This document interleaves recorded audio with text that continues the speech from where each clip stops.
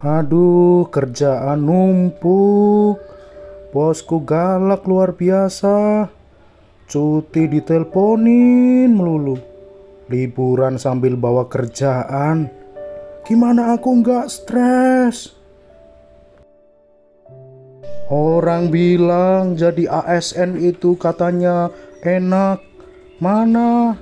Ini kerjaan administratif banyak sekali. Orang bilang ASN itu gabut, gaji buta.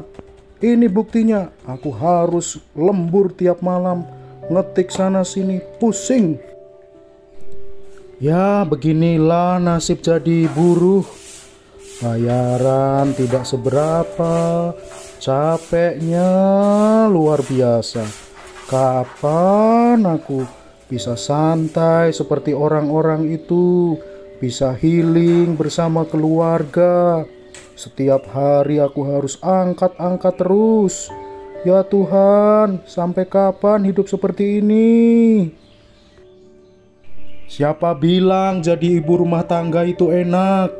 Tiap hari aku harus masak, harus menentukan menu apa yang harus kumasak, beres-beres rumah, urus anak, urus keluarga, gak ada yang bantuin.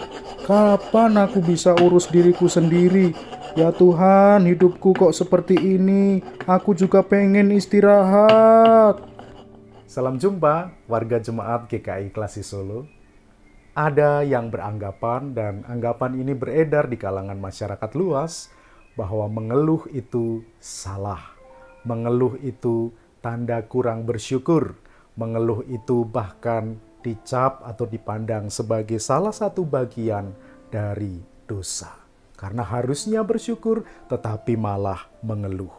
Jadi mengeluh itu bagi orang percaya boleh atau tidak?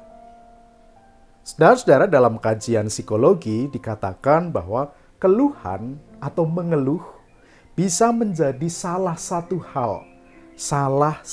hal yang penting untuk kita relief atau meredakan stres, meredakan kecemasan, atau mungkin rasa takut yang bergelayut karena sesuatu hal yang terjadi atau yang akan terjadi di depan. Istilah ini dalam ilmu psikologi disebut dengan coping mechanism. Jadi sebuah upaya untuk meredakan stres atau kecemasan, ketakutan, caranya dengan mengeluh. Biasanya dilakukan kepada orang terdekat, pasangankah, sahabat dekat, atau bahkan mungkin kepada Tuhan. Tetapi bukan lalu random ya, sembarang orang ditemui lalu dikeluhi. Setiap orang yang ditemui dikeluhi, semua hal dari yang kecil-kecil sampai besar-besar dikeluhkan. Ini tentu bukan sesuatu yang baik. Nah, di dalam ilmu psikologi ada proses itu. Nah, supaya makin afdol lagi, saya sudah bertanya, kajian psikologi itu bagaimana soal mengeluh? Saya sudah bertanya kepada ahlinya. Saya bertanya kepada Dekan Fakultas Psikologi Universitas Kristen Satya Wacana, yaitu Ibu Dr. Sri Arianti Kristianingsih, Sarjana Psikologi, Magister Sains, dan Magister Hukum Psikologi. Gelarnya panjang sekali, tapi karena saya sudah cukup dekat, kami pernah melayani bersama di Komisi Kependetaан Sinode Wilayah GKI Sinode Wilayah Jawa Tengah, maka saya biasa memanggil beliau Ibu Dekan ini dengan Mbak Kris. Nah, Mbak Kris atau Ibu dosen ini menyatakan bahwa mengeluh memang terkadang tak terhindarkan dan dapat meredakan stres dalam jangka pendek. Tetapi kalau hidup lebih banyak diisi keluhan, artinya ada ketidakbahagiaan di sana. Gak happy hidupnya. Atau tidak sejahtera secara psikis. Tidak damai sejahtera secara psikologis. Dan dapat menimbulkan apa yang disebut dengan mental health problem. Atau persoalan kesehatan mental. Oleh karena itu dalam psikologi juga dibahas mengenai selain mengeluh juga adalah bersyukur. Karena itu menjadikan dampak yang lebih konstruktif dan positif. mengeluhkan atau mengeluarkan keluhan dalam rangka meredakan stres, dan saudara jemaat GKI Klasik Solo, juga banyak dilakukan dalam berbagai teks Alkitab dan pada waktu ini ditulis oleh pemazmur. Mazmur 80 ayat 2 sampai 8, salah satu bagiannya mencuplikan kata-kata atau kalimat tentang keluhan kepada Allah. Saya bacakan Mazmur pasal 80 ayat 2 sampai 8 untuk kita semua. Hai gembala Israel, pasanglah telinga, engkau yang menggiring Yusuf sebagai kawanan domba. Ya, engkau yang duduk di atas para kerub, tampillah bersinar. Di depan Efraim dan Benyamin dan Manasye, bangkitkanlah keperkasaanmu dan datanglah untuk menyelamatkan kami. Ya Allah, pulihkanlah kami, buatlah wajahmu bersinar, maka kami akan selamat. Tuhan semesta alam, berapa lama lagi murkamu menyala, sekalipun umatmu berdoa? Engkau memberi mereka makan roti cucuran air mata. Engkau memberi mereka minum air mata berlimpah-limpah. Engkau membuat kami menjadi pokok percederaan tetangga-tetangga kami. Dan musuh-musuh kami mengolok-olok kami. Ya Allah semesta alam, pulihkanlah kami. Buatlah wajahmu bersinar, maka kami akan selamat. Demikianlah sabda Tuhan bagi kita semua. Melalui tulisan ini, pemazmur mengekspresikan tekanan berat yang dia alami. Ia menuliskan bahwa Allah sedang murka sekalipun umatnya berdoa. Itu ada di ayat yang kelima.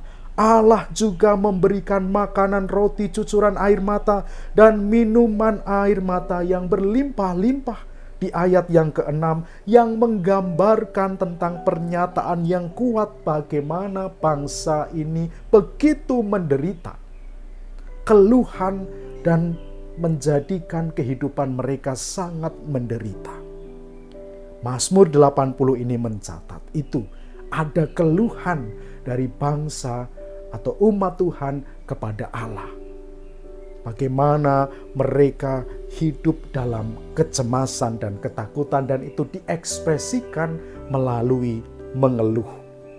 Pemazmur mengatakan Allah memberikan makan roti cucuran air mata dan minum air mata berlimpah-limpah. Kesedihan di sepanjang tempat, di setiap waktu, menjadi gambaran tentang bagaimana keluhan mereka. Tetapi jemaat yang terkasih, hal yang menarik adalah pemazmur tidak hanya mengekspresikan keluhan atau mengeluh saja. Pemazmur mengimbanginya dengan pernyataan iman. Nah, ini yang mesti kita catat, kasih huruf tebal menjadi bagian yang penting untuk kita, bahwa pemazmur tidak hanya mengekspresikan mengeluh, tetapi juga mengimbangi keluhan dengan pernyataan iman bahwa Allah adalah Allah yang perkasa dan penyelamat, itu di ayat 3. Allah juga sanggup memulihkan, ayat 4, dan Allah juga melindungi di ayat yang ke-8. Apa yang diserukan oleh pemazmur ini menunjukkan, saudara, bahwa keluhan mungkin keluar dari mulut, bibir, dan ekspresi hati kita, tetapi juga perlu diimbangi dengan keyakinan iman. Di dalam pergumulan-pergumulan dan kesulitan yang kita hadapi sebagai umat manusia, mungkin kita merasakan bahwa tekanan-tekanan yang kita alami begitu hebat dan berat. Pergumulan masing-masing saudara dan saya mungkin begitu berat dan hebat. Tidak ada salahnya kita berkeluh kesah kepada Tuhan atau menyampaikan keluhan kita. Fokus hanya pada keluhan tentang case atau masalah itu saja kepada orang terdekat kita, sahabat kita, pasangan kita, atau mungkin pendeta saudara. Sampaikanlah, tidak ada salahnya kita berkeluh kesah kepada Tuhan atau kepada orang yang tepat dan dekat relasinya dengan kita. Hanya saja, setelah kita mengeluh, imbangilah dengan keyakinan iman bahwa Allah sanggup menolong kita. Keluhan mesti juga disertai dengan cara pandang untuk melihat jalan keluar, solusi, alternatif atas persoalan yang ada. Imbangi dengan keyakinan bahwa Allah sanggup menolong kita.